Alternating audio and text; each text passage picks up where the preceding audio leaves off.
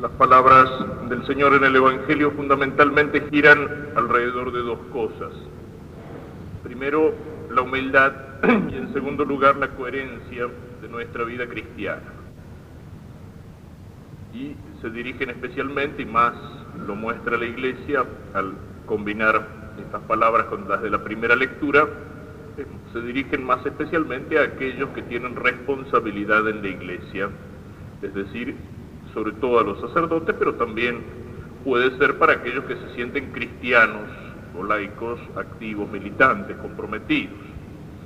El Señor se dirige a los fariseos, que eran precisamente los que aparecían un poco como los dueños de la cosa en Israel, como los judíos de primera fila, como los hombres piadosos. Pero se dirige duramente echándoles en cara que toda esa religiosidad es cáscara, es como se dice hoy, fariseísmo. La palabra fariseísmo precisamente ha venido a ser el símbolo de la expresión de la hipocresía, es decir, el que muestra por afuera una cosa pero por adentro es otra. El Señor les decía sepulcros blanqueados, por afuera hermosos, llenos de mármoles, bien blanqueados, pero por adentro huesos y podredumbre. Y así parece que sería la religiosidad de estos tiempos, o sea, la religiosidad exterior, la religiosidad de aparecer como religioso, la religiosidad de atarse todas las cintas de las oraciones en los brazos, en la cabeza, las filacterias, y creer que con eso están rezando, de ocupar los primeros puestos, de ser saludados y llamados con títulos, etcétera, etcétera.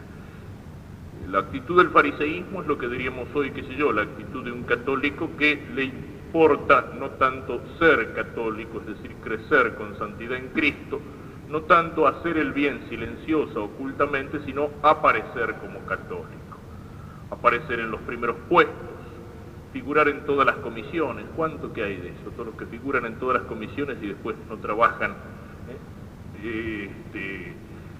aparecer colgado lleno de cintas y de colgajos y de distintivos, aparecer llevando el palio y en las procesiones, o sea, siempre el estar en la primera fila.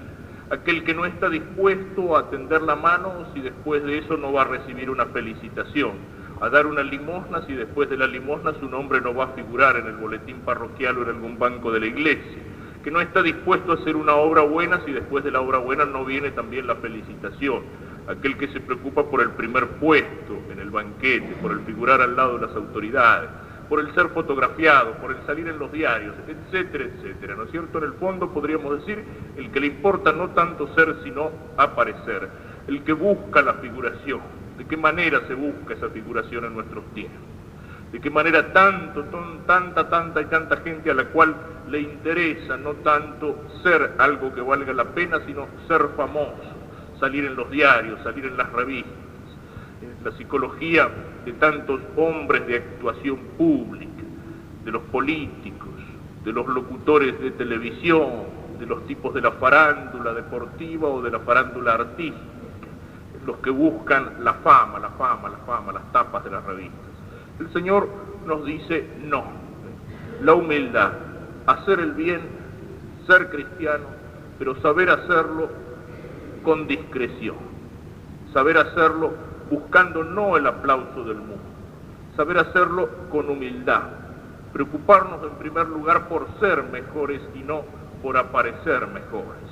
Y esto nos tiene que tocar también como sacerdotes, el no buscar privilegios que no son para Cristo, sino que son para nosotros, para nuestros intereses particulares, el no buscar la apariencia. También en los sacerdotes viene a veces la tentación de la fama, la tentación del aplauso, la tentación de la felicitación, la tentación del salir en los diarios. Cuando uno ve que el padre fulano o que Monseñor XX se transforma en una especie de criatura bonita de todos los medios de difusión, y cualquier cosa que pasa lo van a entrevistar para saber su opinión, a veces uno se pregunta, ¿es sabiduría? Si pensamos un poco quiénes son los dueños de la prensa, sabemos y lamentablemente tenemos la experiencia que a través de esa adulación se infla una figura y después esa figura se la utiliza para hacer declarar las cosas que convienen a los dueños de la prensa y en los momentos que convienen. Y sin embargo, Es muy frecuente que alguno de nuestro gremio se deje llevar precisamente por ese deseo de aparecer y confundir ese aparecer, ese quedar bien con la gente, ese salir en los diarios, ese que cualquier cosa me pidan declaraciones o me invitan en las mesas redondas, confundirlo con la difusión de la palabra del Evangelio. O sea, cuidado con esa fama porque marea, porque es peligrosa. Es mejor hacer el bien sin buscar el ruido, sin buscar el aplauso, sin buscar la felicitación. Es mejor preocuparnos por crecer en santidad, por crecer en verdad, que por aparecer, que por hacer facha y cáscara. Y luego dice el Señor también, llama a la coherencia. Critica a los fariseos porque enseñan una cosa y hacen otra. Los critica y dice a los fieles, haced y cumplid todo lo que digan, pero no os guiéis por sus obras porque no hacen lo que dicen. Eso es ser coherente, hacer lo que uno dice, es decir, anunciar la fe y vivir la fe, con humildad, dentro de nuestras limitaciones, ¿no es cierto? A veces tenemos que decir verdades que nos trascienden, tenemos que predicar la santidad y a lo mejor no somos santos, y uno a veces puede sentirse un poco como acomplejado, como temeroso delante de esa responsabilidad. ¿Qué tenemos que hacer entonces? ¿Callar a lo mejor la verdad de Cristo porque la verdad de Cristo es mucho mejor de lo que soy yo? Ciertamente que no. Lo que tenemos que hacer cuando predicamos el Evangelio es recordar que en primer lugar nos estamos predicando para nosotros mismos. Tenemos que recordar aquello que la Iglesia le dice al sacerdote. Cuando el sacerdote se sienta a confesar, tiene que pensar en primer lugar que él también es pecador, que es un instrumento de la misericordia de Dios, pero que él también es pecador, para no juzgar después con dureza a aquellos que vienen a pedir el perdón. Yo sería un fariseo, seríamos fariseos nosotros si anunciamos el Evangelio pero no tratamos de vivirlo, si no nos importara nada, si estuviéramos predicando en lo que no creemos. Si hubiéramos renunciado al ideal de santidad, entonces sí seríamos perfectos fariseos. Pero si procuramos humildemente y con la gracia de Dios y en medio de nuestros tropezones y de nuestros defectos acceder a ese ideal de santidad elevada que Cristo nos anuncia y que Cristo nos propone, entonces sí podemos predicar con humildad una meta a la cual a lo mejor todavía en nuestras vidas no hemos llegado, no hemos alcanzado. Porque sabemos que eso es verdad, porque sabemos que eso es así, porque al mismo tiempo que exhortamos a los otros para alcanzarla, también nosotros estamos luchando para alcanzar esa meta. Eso no sería fariseísmo, eso sería al contrario, sería coherencia. Yo señalo aquello, digo, aquella meta es hermosa, tenemos que llegar allí. También eso exige humildad, ser coherente entre lo que pensamos y lo que hacemos, coherente entre nuestra predicación y nuestra vida. Es una tarea, es una empresa que no resulta fácil. Ser coherente, para todos los cristianos es también esto un anuncio. Que el que dice soy cristiano, soy católico, ¿cuántos son los que dicen que son católicos en nuestra patria? El 80, el 85, el 90%. Nosotros pensamos somos un país católico. Y sin embargo, ¿cuántos de esos cristianos son, no digo los que se portan como cristianos de acuerdo a la ley de Dios y al Evangelio, sino los que tratan de hacerlo? Posiblemente muy pocos, y sin embargo, qué importante que sería esa coherencia, qué distintas que serían las cosas en nuestra patria si todos los que dicen que son cristianos, que son católicos, trataran de vivir como católicos. No sería un paraíso en la tierra, el paraíso no existe en la tierra, sin embargo, sería algo mucho más aceptable. No habría tanta mentira, no habría tanta injusticia, no habría tanto crimen, no habría tanta infidelidad, no habría tanta pornografía, cuántas cosas que no habrían y cuántas cosas que serían distintas en nuestra sociedad si hubiera un poco de coherencia en aquellos que llevan el santo nombre de Cristo, que se dicen cristianos. Sin embargo, con lo que nos encontramos es otra cosa. El ser católico no pasa a veces de ser una etiqueta o algo que se declara en el censo, o algo de lo cual las personas se acuerdan de vez en cuando, o algo que no tiene incidencia en la vida. La falta de coherencia, el querer hacer un catolicismo a mi manera, un catolicismo a mi modo, un catolicismo a mi gusto, el querer hacer un catolicismo cómodo, el querer poner entre paréntesis algunas verdades principales de la fe o poner entre paréntesis algunos mandamientos, esa falta de coherencia. Muchas veces la gente dice, aquellos que van a misa se la pasan golpeándose el pecho y después son peores que los demás. En general no es cierto, no es cierto.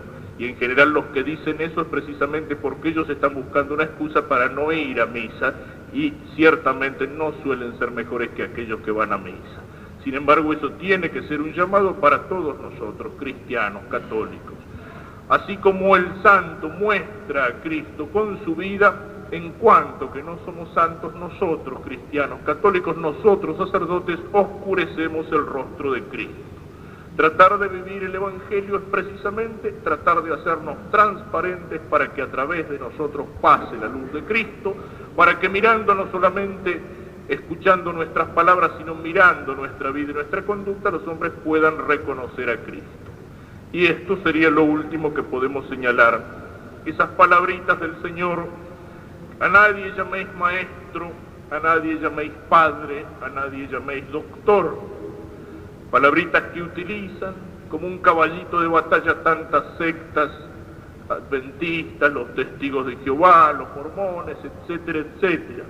Agarran estas palabritas, sacan la frase del contexto y del significado y andan por ahí diciendo: el Señor dice, a nadie llaméis padre. Y sin embargo, los curas se hacen llamar padre, están en contra de la palabra del Señor. Y uno tendría que preguntarle, decime, ¿y a tu papá cómo lo llamás vos? ¿A tu papá qué le decís? Y también dice: a nadie llaméis maestro. ¿Cómo le tenemos que decir a la maestra en el colegio? Y a nadie llaméis doctor. Y usted dígame, señor testigo de Jehová, ¿cómo le dice usted al médico o al abogado? Qué manera de entender tontamente las palabras de Cristo. Y si lo señalo aquí, no es para discutir el argumento, no es para hacer apologética, sino para señalar cuál es el verdadero sentido que tienen estas palabras de Cristo, porque precisamente se relacionan con lo que veníamos comentando. A nadie llaméis Padre, porque uno es el Padre, el que está en los cielos, es cierto. Pero aquí en la tierra, de alguna manera, esa paternidad es compartida. El padre y la madre de familia son padres en cuanto que dan la vida a un hijo.